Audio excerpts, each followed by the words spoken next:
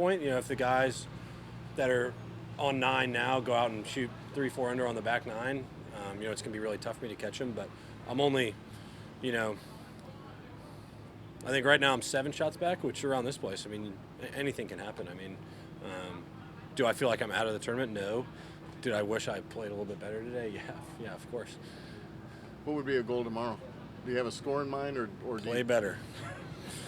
Hit some fairways, hit some greens, hole a few putts. What do you feel like you didn't do well enough today? How about that? And then I quit. I felt like I had a hard time getting momentum. I made a few silly mistakes out there, a couple 3 putts, which is just a killer. But overall, I felt like I was battling hard. You're going to make little mistakes out here. There's so much pitch on the greens. It's really challenging, and I did a pretty good job, I think, today of staying patient and still getting in and posting a score. I'm not sure what place I'm in now, but I think the leaders are at 3 under and I'm at 4 over, and so am I in the position I'd hope to be after 3 days? Obviously not, but for the way I've swung it and played the last few days, I feel like I could be a lot worse. So once again, a good job of battling, but hopefully tomorrow will be a little bit more free than a battle. That's great.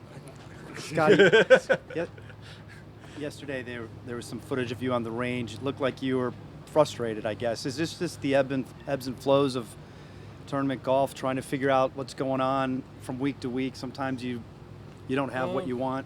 Yeah, I'd say in terms of a practice session after the round, that was pretty regular. We're just trying to figure stuff out there, and to be honest with you, yesterday we left the range, I felt like I didn't figure anything out.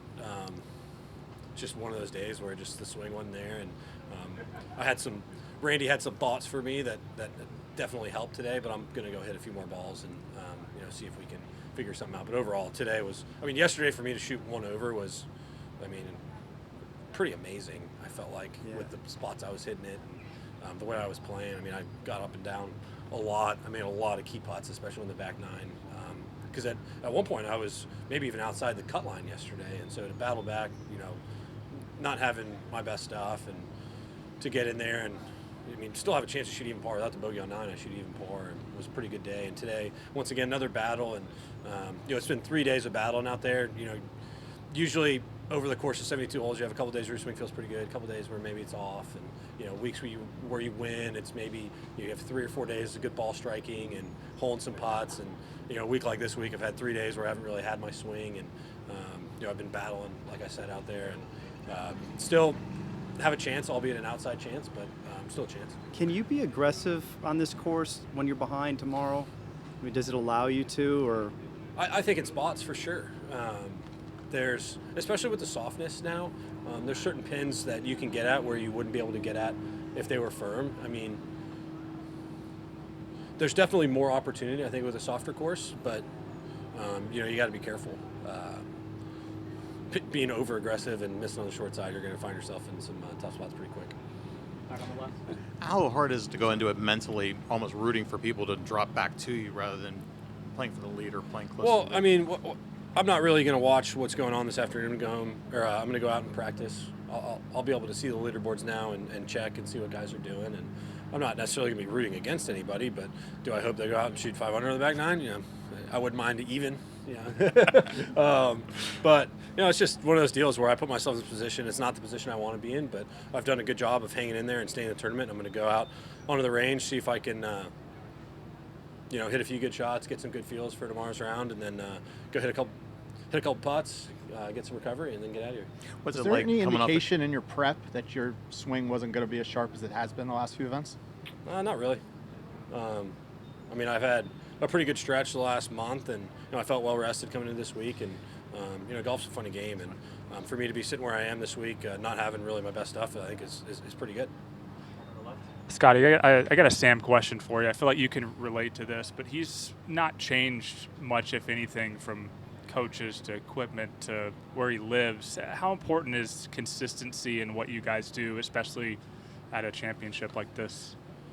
Well, I think in terms of just your development as a player and a person, I think that consistency with the people around you is really important. And, Sam's got a coach that he's had for a long time. And, you know, you look at something like yesterday, like me getting frustrated on the range with my coach Randy, and Sam's definitely been in that position before, and you know, it's just one of those deals when you have the trust between people. You're almost like a family. You've worked together for so long, and I think that's how his team feels as well. And so, when you have the great relationships with people, they're able to, you know, pick you up when you need them to pick up, and need to be picked up, and then, you know, they're there to kind of keep you in line when things are not going the way they should be, and if your attitude's a little bit off. I mean, you even look at like Brooks that made some comments this week about his coach kind of getting in his grill, and I think when you have that consistency and you have long-term relationships, there's a lot more trust that gets built up between people, and you know, a true friend is somebody that is there for you when you need them, but they're not going to just be a yes man. They're there to help you become,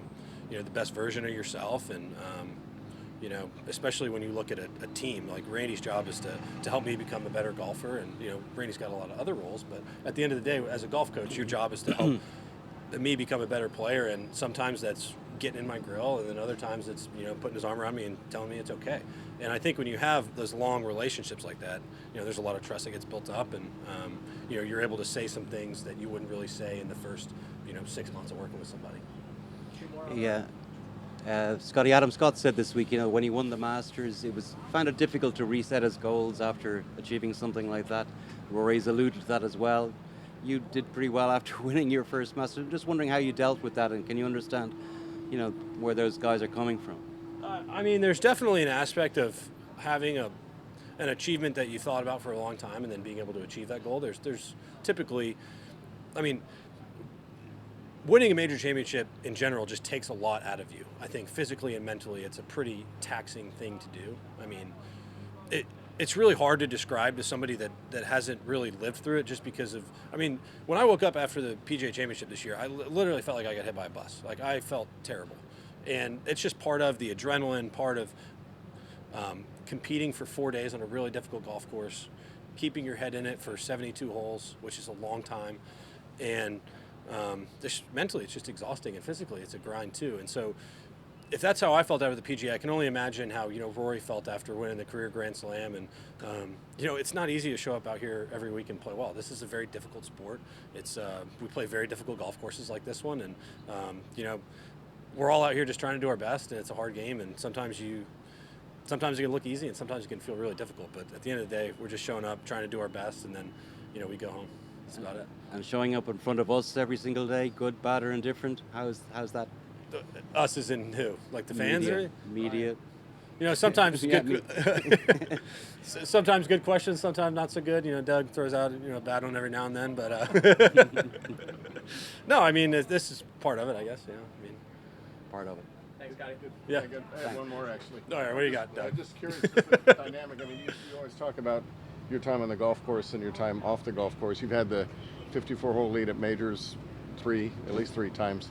You don't know the exact number? I probably do. I'm thinking it's 3. Do you? I think it's 3. What's the conversation like at the house on the Saturday night when you're leading a major? And if it's nothing, does that help you if Sam's in that spot tonight? Yeah, I mean, I think that in both the Masters that I won, I remember specifically in 22, Sam had missed the cut, so we were alone.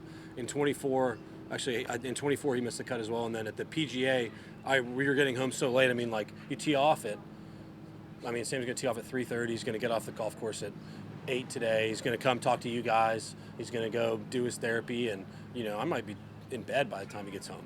I mean, really. And, like, the conversation in the morning, you know, we'd just hang out. I mean, there'd be 2 little kids running around. There's nothing crazy. There's not much to say. You know, Sam's been preparing for, you know, moments like this for a long time, and he's put himself in position to win the golf tournament. And, you know, he's going to go out tomorrow and try and execute. But at the end of the day, you know, all he's going to do is just try and go out there and do his best. And, you know, that's what I'm going to try and do tomorrow as well. Thank you. All right. Thanks.